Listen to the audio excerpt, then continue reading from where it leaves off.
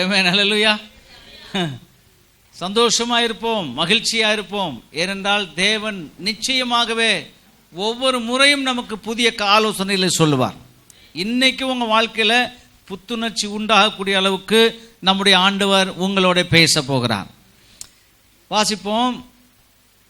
ஆபகுக் 2:14. சமுத்திரம் ஜலத்தினால் நிறைந்திருக்கிறது போல் பூமி கர்த்தருடைய மகிமையை அறிகிற அறிவினால் நிறைந்திருக்கும். பூமி கர்த்தரை அறிகிற அறிவினால் நிறைந்திருக்கும். ஆமென், ஹல்லேலூயா. கர்த்தருடைய மகிமை அறிகிற அறிவு, அதுதான் பேச ஆரம்பிச்சிருக்கேன். என்ன பேச ஆரம்பிச்சிருக்கோம் நம்ம? நல்லா சொல்லுங்க. கர்த்தருடைய மகிமையை அறிகிற அறிவு. அப்ப கர்த்தருடைய மகிமையை நாம் அறிந்து கொள்ள வேண்டும். அவரை அறிந்து கொள்ள வேண்டும்.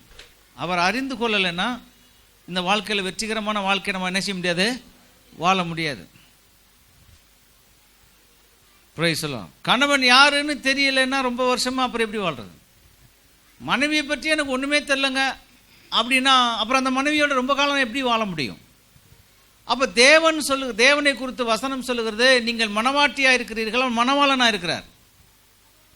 அப்ப மணவாளனை குறித்து தெரியல, அவர் மகிமைனா என்ன, அவர் எப்படிப்பட்ட மகிமைக்கு உரியவர் அப்படிங்கிறது நமக்கு தெரியலன்னு சொன்னா அப்புறம் எப்படி நம்ம அவரோட வாழ்றது? அவருடைய அந்த மகிமையை எப்படி நாம பெற்றுக்கொள்வது நம்முடைய வாழ்க்கையில?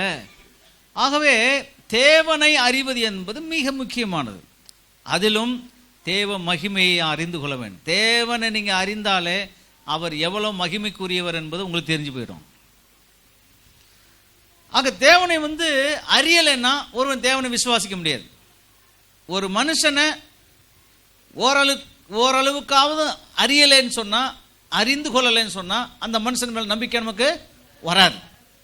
அதே போலதான் தேவனுடைய மகிமையை ஒரு விசுவாசி அல்லது ஒரு மனுஷன் அறியவில்லை என்று சொன்னால், அறிய தவறுகிறான் என்று சொன்னால் அவன் தேவனை விசுவாசிக்க முடியாது. தேவனை விசுவாசிக்க முடியாது. ரோமர் 1:21. அவர்கள் தேவனை அறிந்தும் அவரை தேவனென்று மகிமைப்படுத்தாமலும் ஸ்தோத்திரியாமலும் இருந்து தங்கள் சிந்தனைகளினாலே வீணரானார்கள். உணர்வில்லாத அவர்களுடைய இருதயம் இருளடைந்தது. உணர்வில்லாத அவர்களுடைய இருதயம் இருளடைந்தது. தேவனை அறியாதவன் இருளில் நடக்கிறான். இருளில் நடக்கிறவன் வழிகளில் தடுமாறுகிறான். அவனுக்கு என்ன தீர்மானிக்கணும்னு அவனுக்கு தெரியல. இருளின் அனுபவத்தில் நடக்கிறான். அதனால இருளின் அனுபவத்தில் இருக்கிறதுனால இப்போ ரூம்குள்ள போறோம், லைட் ஆஃப் பண்ணியாச்சுன்னா எந்த பொருள் எங்க இருக்குன்னு தெரியுமா? தடவுனாலும் என்ன தடவி கண்டுபிடிக்கணும். ஆனா அப்படியே இருட்டா இருக்கும், இருளா இருக்கும். மற்றுமாக அவன் தேவனுடைய மகிமையை அறிந்து கொள்ளவில்லை என்று சொன்னால், ரோமர் 3:23. எல்லோரும் பாவம்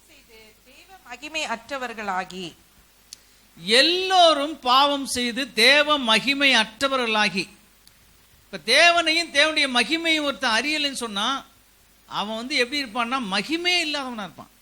எப்படி இருளா இருக்கிறானோ அதே போல அவனுடைய அனுபவம் எப்படி இருளா இருக்கிறதோ அதே போல தேவ மகிமை அற்றவனாக பாவம் செய்து தேவ மகிமை அற்றவனாக போகிறான்.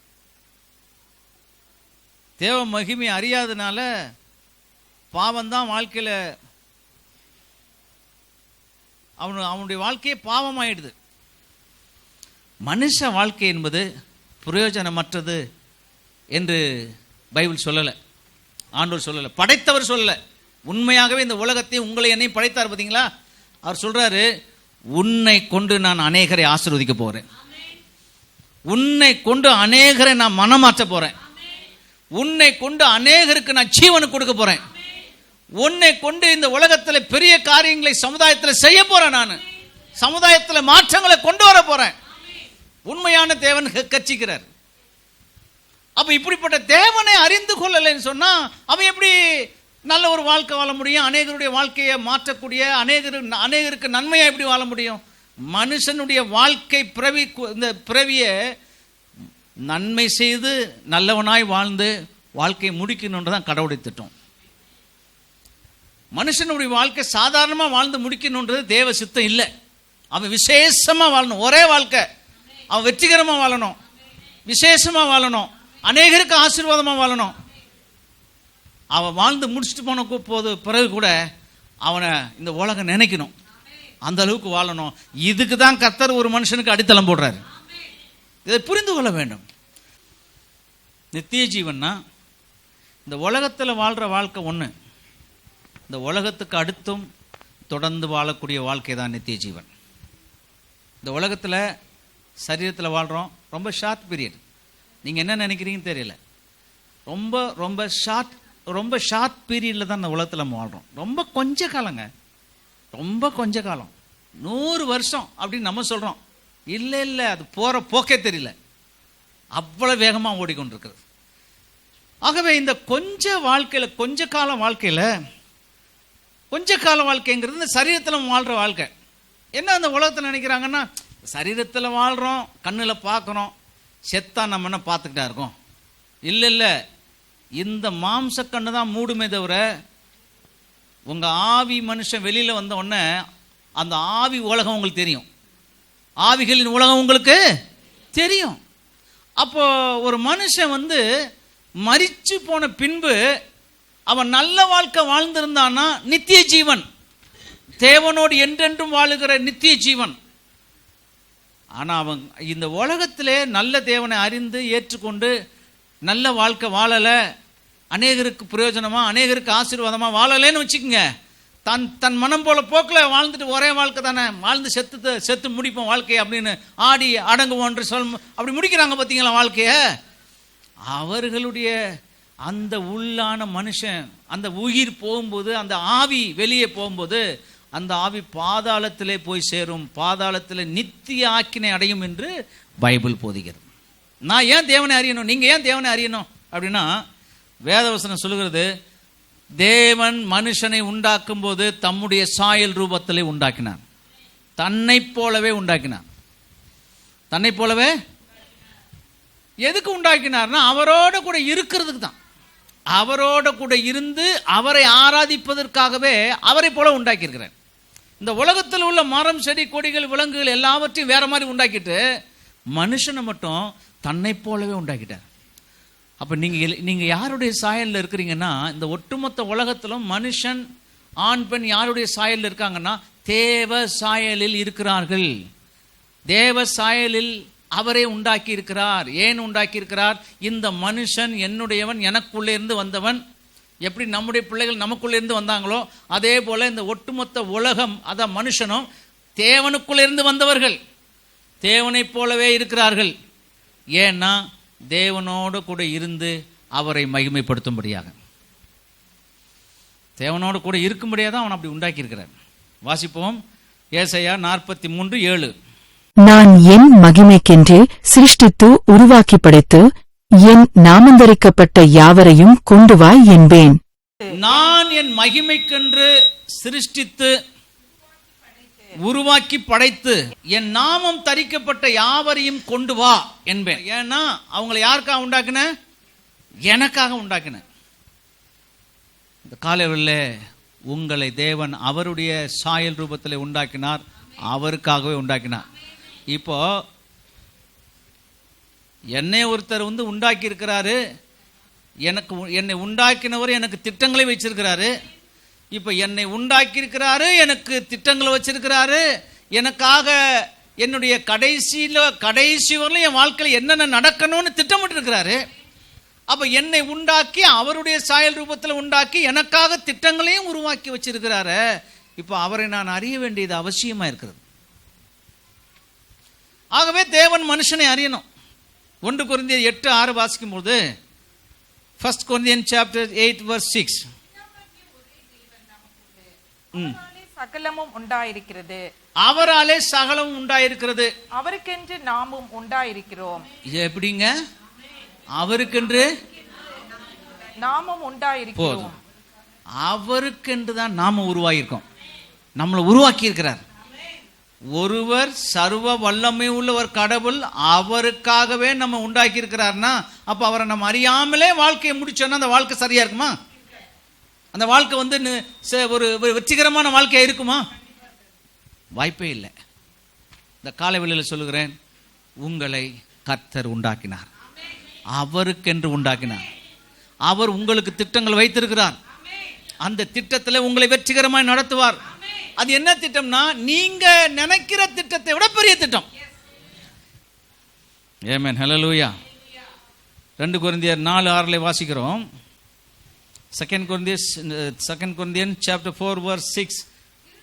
வெளிச்சத்தை பிரகாசிக்க சொன்ன தேவன், இருளிலிருந்து வெளிச்சத்தை பிரகாசிக்க செய்த தேவன், இயேசு கிறிஸ்துவின் முகத்தில் உள்ள தமது மகிமையின் அறிவாகிய ஒளியை தோன்ற பண்ணும் பொருட்டாக, தம்முடைய மகிமையின் அறிவாகிய ஒளியை தோன்ற பண்ணும் பொருட்டாக எங்கள் இருதயங்களிலே பிரகாசித்தார். எங்கள் இருதயங்களிலே பிரகாசித்தார். தேவனை எப்பொழுது அறிந்து அந்த ஆண்டவரை எப்போ அன்போடு அழைக்கிறீர்களோ அவர் வந்து உங்கள் இருதயத்திலே பிரகாசத்தை உண்டாக்குகிறார். இருளாய் இருக்கிற உங்கள் இருதயத்தில் வந்து பிரகாசம் அடைய செய்கிறார், வெளிச்சம் உண்டாக்குகிறார், வாழ்க்கையவே வெளிச்சமாய் மாற்றுகிறார். ஆமென், ஹல்லேலூயா. ஆக இன்னைக்கு இந்த காலவெளியில் உங்க சூழ்நிலைகள் எப்படி வேணாலும் இருக்கலாம். உங்க சூழ்நிலைகள் மாறணும் அப்படின்னா, உங்க வாழ்க்கை மாறணும், உங்க பிள்ளைகளுடைய ஜீவியம் மாறணும் அப்படி சொன்னா நீங்கள் தேவனை அறிந்து கொள்ள வேண்டும். மாற்றங்களை விரும்புவீர்களே ஆனால் தேவனை நீங்கள் கட்டாயம் அறிந்து கொள்ள வேண்டும்.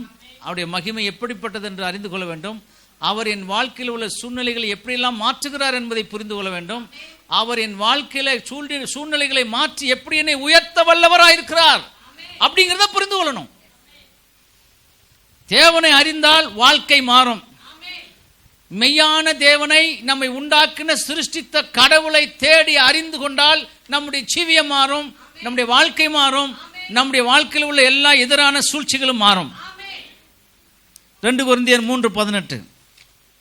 நாம் எல்லாரும் திறந்த முகமாய் கர்த்தருடைய மகிமையை கண்ணாடியிலே காண்கிறது போல கண்டு, ஆவியா இருக்கிற கர்த்தரால் அந்த சாயலாகத்தானே மகிமையின் மேல் மகிமை அடைந்து மறுரூபப்படுகிறோம். தேவனை நீங்கள் அறிய அறிய மகிமையின் மேல் மகிமை அடைந்து தேவனால் உயர்த்தப்படுவீர்கள். தேவன் உங்களை உயர்த்துவார், உங்க பிள்ளைகளை உயர்த்துவார். ஆமென், ஹல்லேலூயா.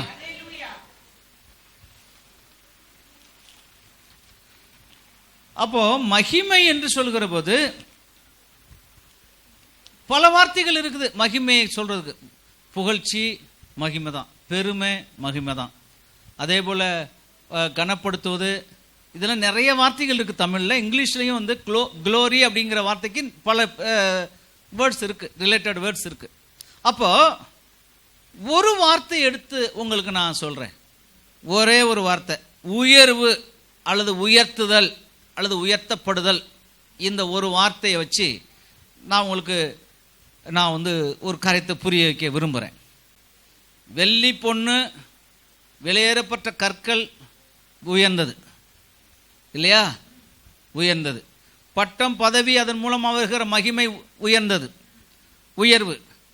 பணத்தின் மூலமாக வருகிற உயர்வுகள், நற்குணத்தில் வாழ்வது நிமித்தமாக அவர்களுக்கு கிடைக்கிற புண்ணிய உயர்வுகள், அறிவியல் சிறந்தவர்களுக்குன்னு ஒரு, அவங்க அறிவியல ரொம்ப உயர்ந்திருக்காங்க இல்லையா?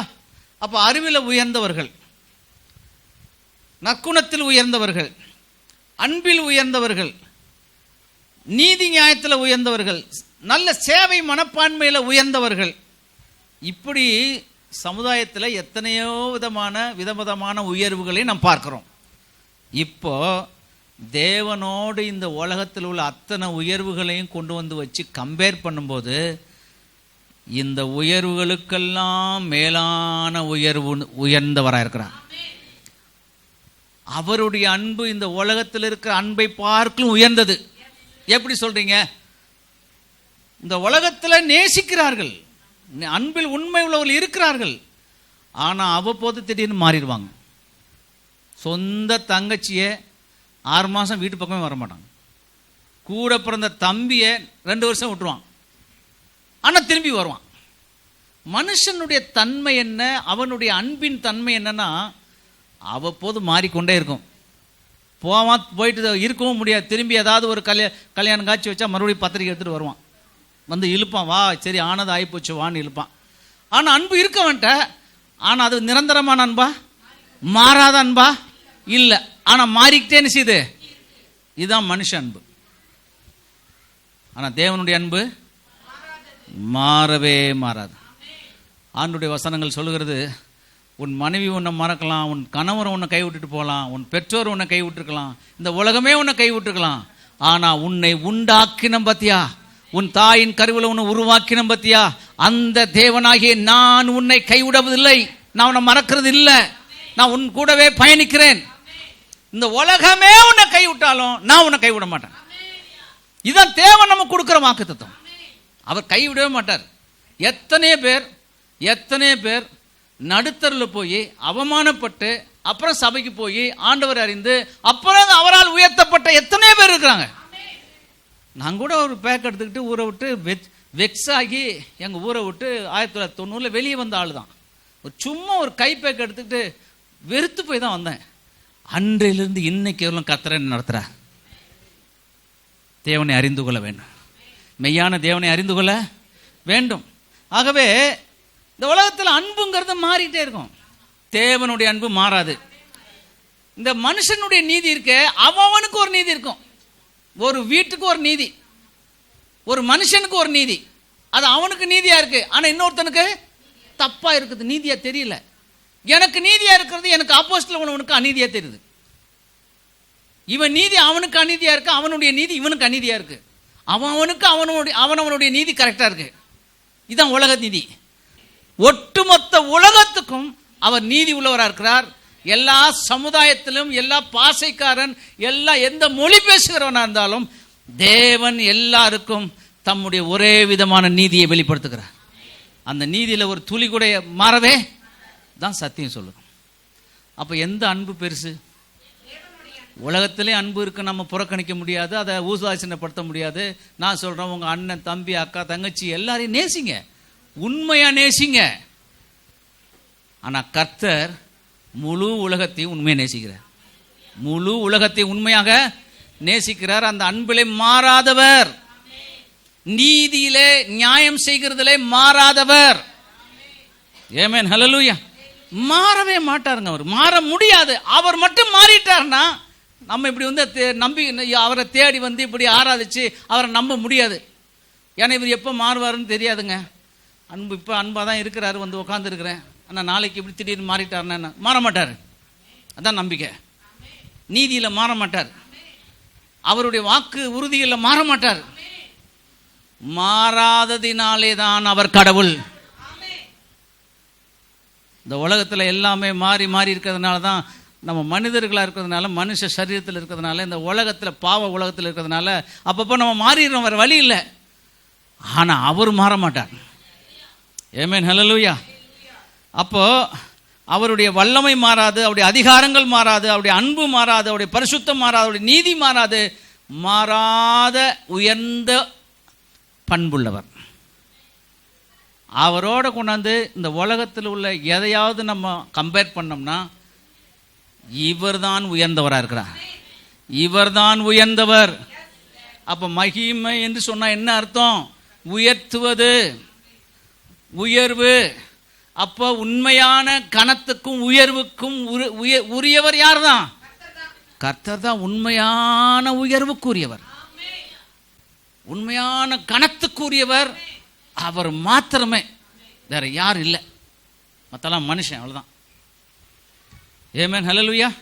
மகிமை அப்படின்னு சொல்லும் பொழுது ஹீப்ரு பாஷையில கபாட் அப்படிங்கிற ஒரு வார்த்தை பயன்படுத்தப்பட்டிருக்கிறது. கபாடு. கிரேக்க பாஷையில டாக்ஸா அப்படிங்கிற ஒரு வார்த்தை பயன்படுது. இந்த ரெண்டு வார்த்தையும் அந்த மொழிகளில் ஏன் அந்த ரெண்டு வார்த்தையும் குறிப்பா பயன்படுத்துறாங்கன்னா, இந்த ரெண்டு வார்த்தையும் எங்கெல்லாம் பைபிளில் வருதோ அந்த வார்த்தை இந்த உலகத்தை அல்ல, உலகத்தில் உள்ள மகிமை அல்ல, தேவனுடைய மகிமையை மட்டும் பேசுகிறது. வேற எதையும் பேசாதது. அதுக்கு வேற வேர்டு போட்டுருவாங்க. உலகத்தில் இருக்கிற மகிமை, கன மகிமை, உயர்வுகள்லாம் சொன்னேன் இல்லையா நிறையா, அதுக்கெல்லாம் வேற வேர்டு, வேற அனதர் வேர்டு யூஸ் பண்றாங்க, வேற வார்த்தை யூஸ் பண்றாங்க. தேவனுடைய மகிமையை பற்றி மட்டும் விளக்குவதற்கு இந்த வார்த்தையை பயன்படுத்துறாங்க. ஆமென், ஹல்லேலூயா. இப்போ மகிமையினுடைய தன்மை என்ன? இப்போ மனுஷனுக்குன்னு ஒரு தன்மை இருக்கு, ஒவ்வொரு உயிரினங்களுக்குன்னு ஒரு தன்மை இருக்கு இல்லையா? இப்போ இங்க இருக்கிற நம்ம ஒவ்வொருவருக்கும் ஒரு தன்மை இருக்கா இல்லையா? அதே போல மகிமைக்கு என்ன தன்மை? மகிமையினுடைய தன்மை என்ன? அதனுடைய இயல்பு என்ன அப்படின்னா, மகிமை உலகத்தில் எங்கும் நிறைந்திருக்கிறது.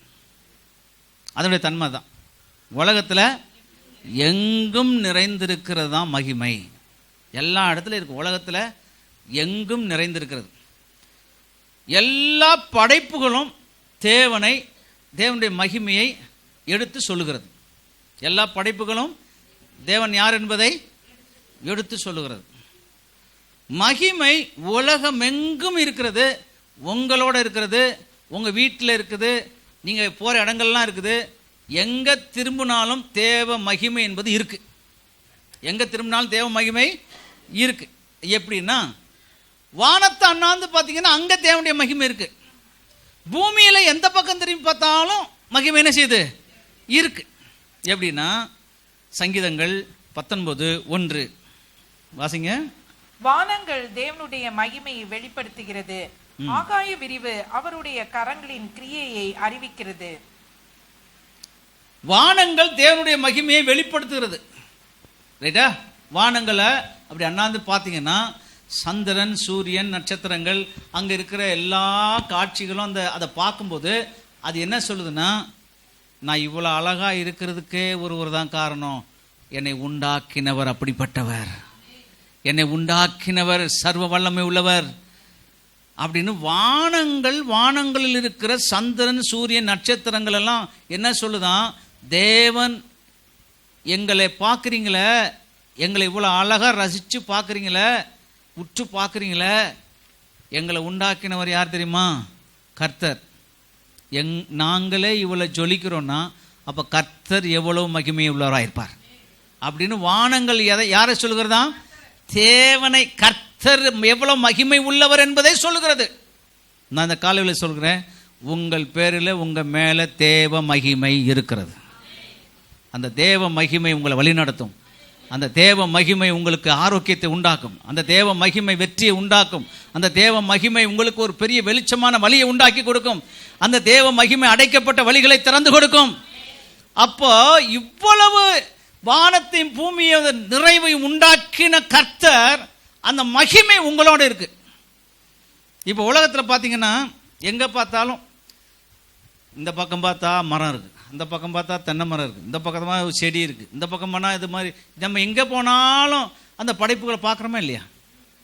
அது அல்லாமல் மலர்களை பாருங்கள், மரங்களை பாருங்கள், பறவைகள், உயிரினங்கள், பூச்சிகள், வனவிலங்குகள், சந்திரன், சூரியன், நட்சத்திரன், ஏன் மனிதர்கள் உட்பட இது எல்லாமே கடவுளால் படைக்கப்பட்ட அவருடைய கரத்தின் கிரியைகள் தான். இப்போ இவைகள் எல்லாம் நீங்க பார்க்கும் பொழுது அங்கெல்லாம் தேவ மகிமை வெளிப்படுகிறது. மலர்களை தொட்டு அப்படி ரசிச்சு பார்க்கிற போது மலர்கள் சொல்லுகிறது, என்னை உண்டாக்கினவர் கர்த்தர். மரங்களை பார்த்து ஆச்சரியமா பார்க்கும் பொழுது என்ன அழகா இருக்குதுங்க இந்த மரம்னு சொல்லி பார்க்கும்போது அந்த மரம் சொல்லுகிறது, என்னை உண்டாக்கினவர் கர்த்தர். சமுத்திரத்திற்கு முன்பாய் போய் நின்று அந்த சமுத்திரத்தின் அலை ஓசைகளை கேட்டு கண்களுக்கு இனிமையாய் பார்த்து கொண்டிருக்கிற போது கடலும் அதன் ஓசைகளும் பேசுகிறது, எங்களை உண்டாக்கினவர் கர்த்தர். சொல்லுங்க, என்னை உண்டாக்கினவர் கர்த்தர். நீங்க எங்க உட்கார்ந்து இருக்கிறீங்களே, இத்தனை பேர் இத்தனை விதமான முகமா இருக்கிறீங்க, எல்லாம் ஒரே மாதிரியா இருக்கிறீங்க. உலகத்தில் எத்தனை கோடி மக்கள் இருக்கிறாங்க, அத்தனை கோடி மக்களும் அத்தனை கோடி விதமா இருக்கிறான். ஒரே மாதிரி யாருமே இல்லை, கன்ஃபியூஸ் ஆயிடுவாங்க. ஒரே மாதிரி உலகத்தில் யாருமே கிடையாது. எத்தனை கோடி ஜனங்கள் இந்த உலகத்தில் இருக்கிறாங்களோ அத்தனை கோடி விதமா இருக்கிறார்கள். கர்த்தர் அப்படி உண்டாக்கி இருக்கிறார். இனியும் எத்தனை கோடி மக்கள் உலகத்தில் பிறக்க போகிறார்களோ அவர்களையும் கர்த்தர் வெவ்வேறு வெவ்வேறு ஆயிரம் விதங்களாய், கோடான கோடி விதங்களாய்த்தான் உண்டாக்குவார். அவதான் கர்த்தர். எவ்வளவு ஆச்சரியமா இல்லை? நான் போய் என்னுடைய கைகளில் நான் சாப்பிடும்போது கர்த்தர் எப்படி இந்த கையை உண்டாக்கியிருக்கிறார். அப்போ கர்த்தர் எல்லாவற்றையும் உண்டாக்கி இந்த உலகத்தில் வச்சிட்டாரு. அத்தனை படைப்புகளும் தேவன் எவ்வளவு மகிமை உள்ளவர் என்பதை சொல்லிக்கொண்டே இருக்கிறது. சரிங்களா?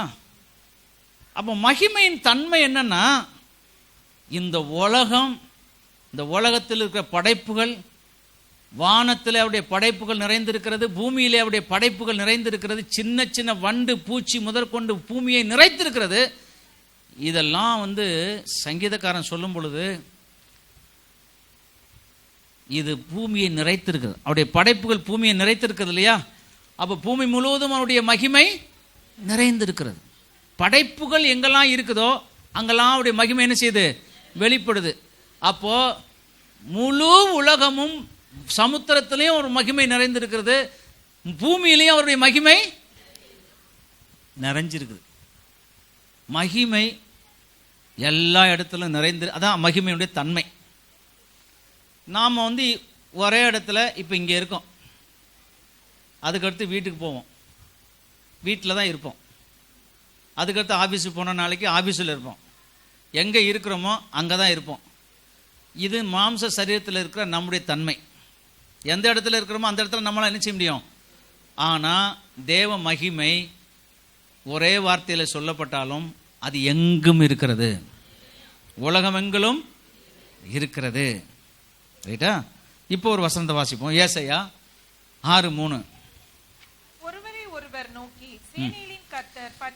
ஒருவரை ஒருவர் நோக்கி சேனைகளின் கர்த்தர் பரிசுத்தர் பரிசுத்தர் பரிசுத்தர் என்று பூமி அனைத்தும் அவருடைய மகிமையால் நிறைந்திருக்கிறது என்று கூப்பிட்டு சொன்னார்கள். இப்போ இவன் தரிசனத்தை பார்க்கறான்.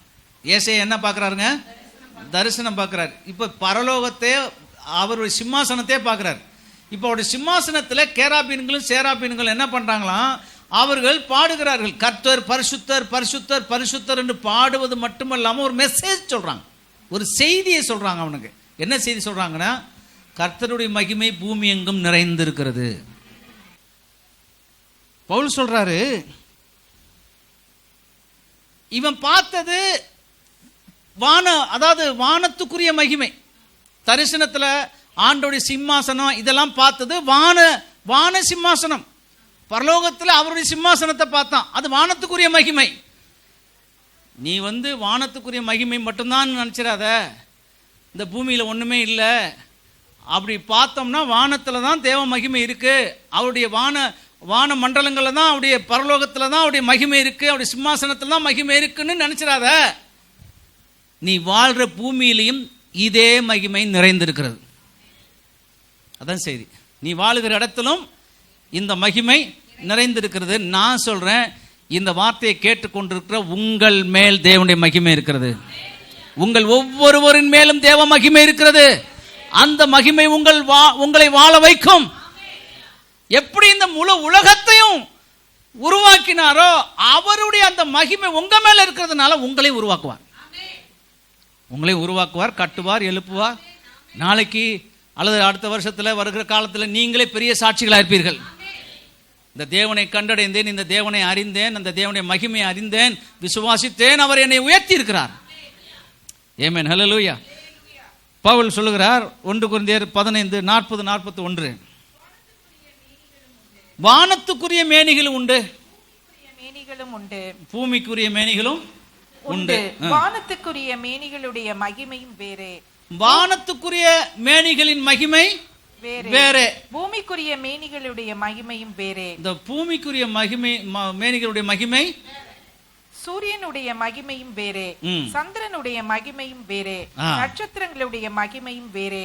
மகிமையிலே நட்சத்திரத்துக்கு நட்சத்திரம் விசேஷித்திருக்கிறது. ஒவ்வொரு மகிமைக்கு வேறுபட்டு காணப்படுகிறது, ஆனா மகிமை எங்கும் நிறைந்திருக்கிறது. ஆமென், ஹல்லேலூயா. சூரியனை விட சந்திரன் வித்தியாசமா இருக்கு, சந்திரனை விட நட்சத்திரம் வித்தியாசமா இருக்கு. நீங்க உங்க அழகு, உங்க தோட்டத்தை விட பக்கத்தில் உட்கார்ந்துருக்கிற வேற மாதிரி இருக்கிறாரு, இவர் வேற மாதிரி இருக்கிறாரு, நான் வேற மாதிரி இருக்கிறேன், நீங்க இல்லைங்களா? அப்போ படைப்புகளை பறவைகள் ஒரு மாதிரி இருக்கு, பறவைகளையே இன்னொரு பறவை வேற மாதிரி இருக்குது, இன்னொரு பறவை வேற மாதிரி இருக்குது. எத்தனை விதமான பறவைகளை கர்த்தர் உண்டாக்கி இருக்கிறார் இல்லையா? அப்போ இப்படி வெவ்வேறு மகிமைகளா இருந்தாலும் மகிமை பூமியை நிறைத்திருக்கிறது. தேவன் இந்த உலகத்தை உண்டாக்கினாரே, உண்டாக்கி வைத்தாரே, இந்த முழு உலகமுமே தேவனை மகிமைப்படுத்துகிறது. தேவனுடைய மகிமை என்னன்னு சொல்லுது. ஆமென், ஹல்லேலூயா. ஆக இந்த உலகத்தில் நம் சொன்னலே ஏற்கனவே வெள்ளி, பொண்ணு, வைடூரியம், விலையேறப்பட்ட முத்துகள், வைரங்கள் இருக்கு இல்லையா, இதுதான் மகிமைக்குரியது. இந்த பட்டம் தான், இந்த பதவி தான். இந்த பட்டத்தையும் பதவியும் பிடிச்சிடணும், இந்த வெள்ளியும் பொண்ணையும் சேர்த்து வச்சுக்கணும், இந்த பணத்தை சேர்த்து வச்சுக்கணும், இந்த உலகத்துக்குரிய மகிமையெல்லாம் சேர்த்து வச்சுக்கணும். இல்லையா? நான் சொல்றேன், தேவ மகிமை உங்க மேல இருந்துச்சுன்னா இதெல்லாம் பின்னாடி வரும். தேவ மகிமை உங்களோட ஒரு இருக்குமானால் இதெல்லாம் உங்க பின்னாடி சாதாரணமா வரும். வெள்ளியும் தங்கமும் பொண்ணும் வெளியேறப்பட்ட முத்துக்களும் உங்க கையில இருக்கும். அது சாதாரணமா நீங்க பாப்பீங்க, பார்க்கணும். எப்படின்னா, இந்த வெள்ளியை விட, இந்த பொன்னை விட, என் வீட்டில் இருக்கிற இந்த வெளியேறப்பட்ட வஸ்துக்களை விட என் தேவன் பெரியவர். ஏன்னா இவைகளை உருவாக்கினவரே அவர்தான், என்ன உருவாக்கினவர் அவர்தான். என்னுடைய இந்த உலகத்தில் இருக்கிற அத்தனை காரியங்களும் உருவாக்கினவர் அவர்தான். ஆகவே உருவாக்கப்பட்டவைகள் எனக்கு மகிமையா தெரியல, அது மகிமையை வெளிப்படுத்துகிறது, அது அவருடைய மகிமையை வெளிப்படுத்துகிறது. ஆகவே எல்லா உலகத்தில் இருக்கிற அனைத்து படைப்புகளும் கர்த்தர் தான் இவ்வளவு மகிமைக்கு பெரியவர் என்று தேவ மகிமையை வெளிப்படுத்துகிறது. ஆகவே அந்த மகிமை தான் உயர்ந்தது, அந்த மகிமை தான் மிக சிறந்தது, பெருமைக்குரியது, கனத்துக்குரியது. ஆகவே எனக்கு வெள்ளி இருக்க இல்லையோ, பொண்ணு இருக்க இல்லையோ, என்ற பணம் இருக்க இல்லையோ, தேவ மகிமை, தேவ அபிஷேகம் மேல இருக்கு, போதுங்க. அது இருந்தா நீங்க நல்லா இருப்பீங்க. ஆமென், ஹல்லேலூயா. மகிமை என்பது கடவுளுடைய இயல்பின் முழுமையான வெளிப்பாடாக இருக்கிறது. கடவுளுடைய இயல்பு என்னது? அவருடைய அன்பு என்ன? அவருடைய நீதி, பரிசுத்தம், அவருடைய அன்பு, நீதி, பரிசுத்தம், அவருடைய நற்குணங்கள், இதெல்லாம் அவருடைய இயல்பு. அது அவருக்கே உள்ள குணம், அவருக்கே உள்ள அந்த தன்மை, அது இயல்பு. ஆமென், ஹல்லேலூயா. இப்போ தேவனே அவர் படைப்புகள் மூலமாக தான் மகிமைப்பட்டே இருந்தார். அப்புறம் அப்படி பழைய ஏற்பாட்டெலாம் பார்த்தீங்கன்னா, அது நெக்ஸ்ட் வீக்கில் நான் போதிக்கிறேன். பழைய ஏற்பாட்டிலாம் பார்த்தீங்கன்னா அவர் தன்னை அங்கங்கே அரச பரசெல்லாம் வெளிப்படுத்தினார், அவரே வெளிப்படுத்தினார். படைப்புகள் தான் முதல்ல அவரை சொல்லிட்டு இருந்துச்சு. படைப்புகள் தான் எங்களை உண்டாக்கினவர் கர்த்தர், அவர் மகிமைக்குரியவர், அவர்தான் உயர்ந்தவர் என்று உலகத்தில் உள்ள அத்தனை படைப்புகளும், வானத்தில் உள்ள சந்திரன், சூரியன், நட்சத்திரங்கள் எல்லாம் அவரை தான் சொல்லிட்டே இருந்துச்சு. எல்லாமே சமுத்திரம் அவரை தான் சொல்லிட்டே இருந்துச்சு. ஒரு நாள் இதெல்லாம் சொல்றது போக, ஒரு நாள் அவரே தான் யார் என்பதையும், தன்னுடைய மகிமை எவ்வளவு பெரியது என்பதையும் அவரே வெளிப்படுத்த ஆரம்பிச்சார். அவரே பூமியில் இறங்கி அவரே அங்கங்கே வெளிப்படுத்த ஆரம்பிச்சார். அதை வர வாரத்தில் நான் சொல்றேன்.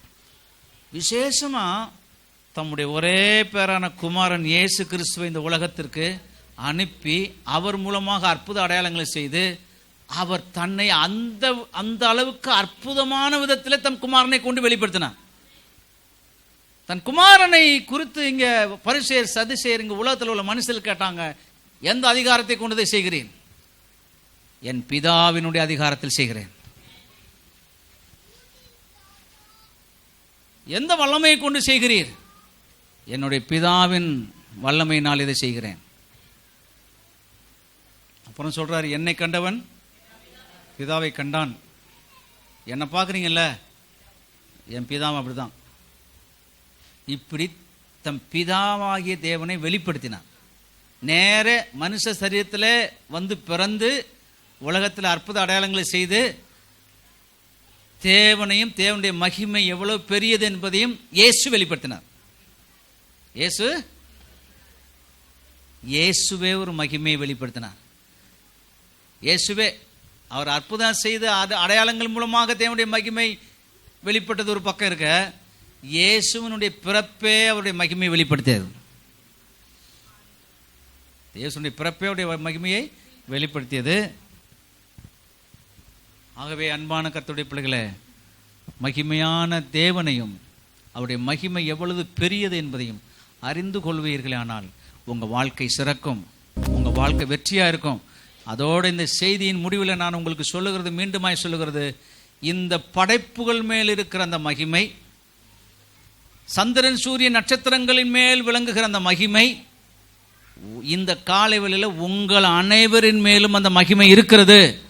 அந்த மகிமையை நான் உங்கள் மேல் கட்டவிழ்க்கிறேன். அந்த மகிமை உங்களை வழி நடத்தும். எந்த மனுஷனை நம்ப வேண்டாம், எந்த காரியத்தை நம்ப வேண்டாம். அந்த உலகத்தில் எவ்வளவுதான் மகிமை இருந்தாலும் அந்த மகிமை பின்னே நான் ஓட வேண்டிய அவசியம் இல்லை. தேவ மகிமை உங்க மேல் இருக்கிறது. அந்த மகிமை உங்களை பெரிய அளவில் உயர்த்தும். உலகமே சொந்த மொத்தமே திரும்பி பார்க்கக்கூடிய அளவுக்கு உயர்த்தும்.